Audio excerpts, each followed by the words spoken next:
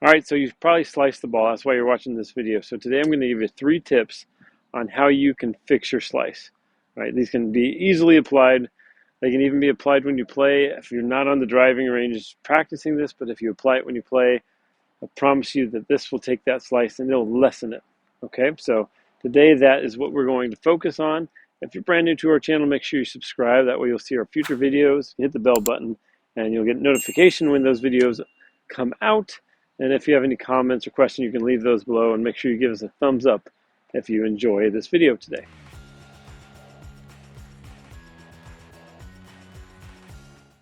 So if you slice the ball, you need to know why you slice the ball, okay? If you don't have any idea why you slice the ball, there's 2 ways that you can slice a golf ball, okay? You can have a perfect path back and down and have an open club face, and you can automatically slice it, or if it's really open, you can shank it, okay?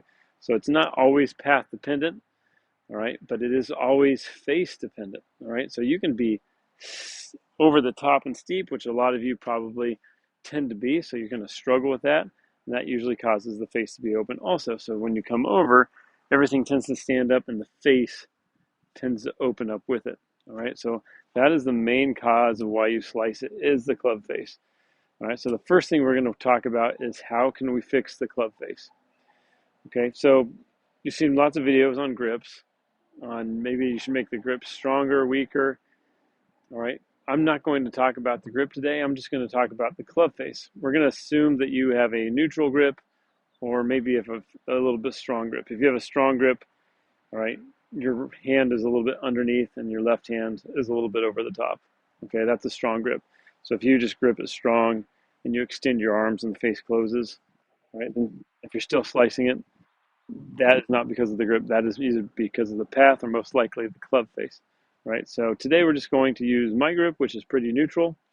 Okay, when you get to the top of your backswing, all right, if the face is hanging down or if the face is square, whatever it is, all right, you need to feel like the face closes. All right, as the club becomes longer, you have to be more aggressive with the idea of it closing. So what closing is going to feel like is going to feel like the club face. If I put my fingers up here on the club, they're right on the club all the way down. All right. If I pull down and I don't close the club face, my fingers are going to slide off.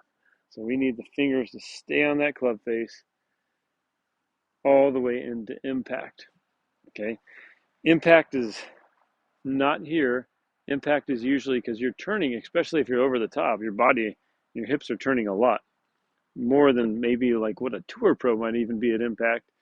All right. But your club face, unless it is closing down, right? Let's say it's neutral and you're that open, you're still probably going to flare it out to the right. Okay. So you have to really feel that club face start to close down towards the ground. So when you hit it, you might even feel like the club face looks like this when you hit it. But as you turn, all right, you might even get some forward shaft lean, but the club face will be square. All right, so that fix alone, let's say you're steep, you're going to hit poles, okay? If your path is pretty neutral, and you're just struggling with an open face, you're going to hit it pretty darn straight, right? So automatically, that's the biggest fix, the biggest, like a great idea of the idea of your fingers just stand on the club face. Don't let them slide off, okay? We're going to assume now that you have control of your club face. So now we're going to talk about how can we, let's say we're pulling it a lot, okay, because you're steep or the club face is too close, whatever it might be, most likely steep, but we're hitting lots of pulls. You'll tell by hitting it left if you're a right-handed golfer, okay? So you're going to start to change your stance a little bit to help you. So when you set up to it, what we're going to do is you're going to take your normal stance and you're going to draw your right foot backwards, okay? And your whole intent now is to swing along the path of your feet. So your shoulders are going to feel like they're a little closed. Ball position is going to pretty much stay the same. All right. And you're going to work on feeling like that club face closes, but you move along the path of your feet.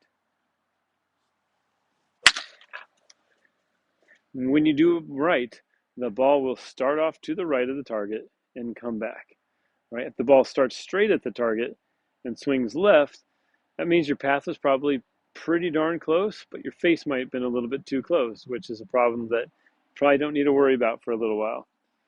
Okay, if you still find that you're swinging over the top even with that drill, all right, you're going to take the club and you're going to put it a little bit further back.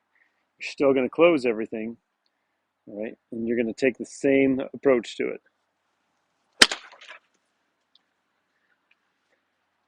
Now, that's going to feel weird. That's definitely a weird feeling to put everything back.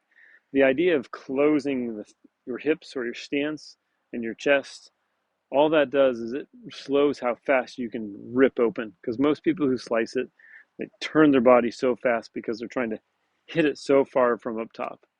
Okay? If you watch a tour player, when they get to the top, their chest stays closed for a long time, till about here, and then at impact is when it actually starts to get open. Most of us get it open who slice it, like right there, and the club's still hanging up here. And you can see you kind of chop your neck off, right? Because you're rotating too fast. So the idea behind that drill is just to slow how much you rotate, how fast you rotate.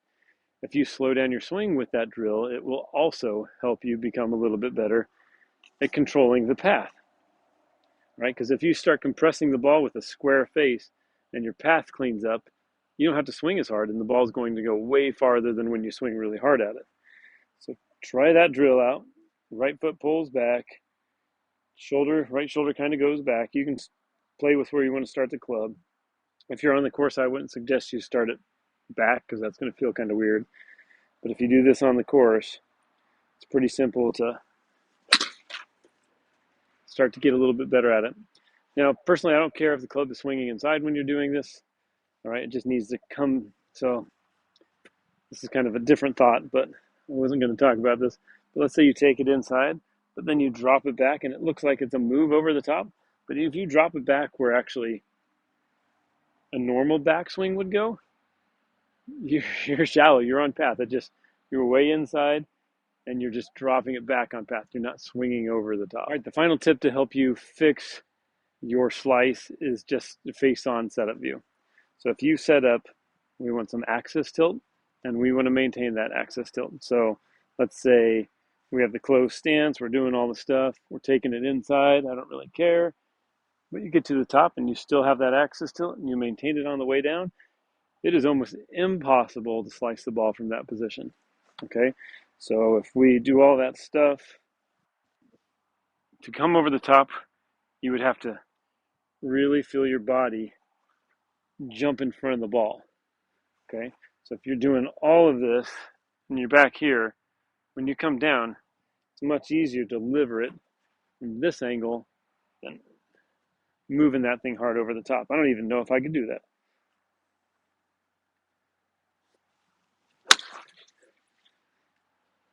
Right? That's exactly what we see a lot on the golf course, is that crappy little shot that does that. We'd much rather see the other shot that happens. All right? And then let's say you're hitting these nice draws. Maybe they're moving a little bit too much. All right, change your stance back to normal. All right, you don't have to, maybe not aggressive as aggressive with the club face. You'll have to play with it, make those adjustments, and then hopefully you'll be able to set up normally and make all good stuff happen.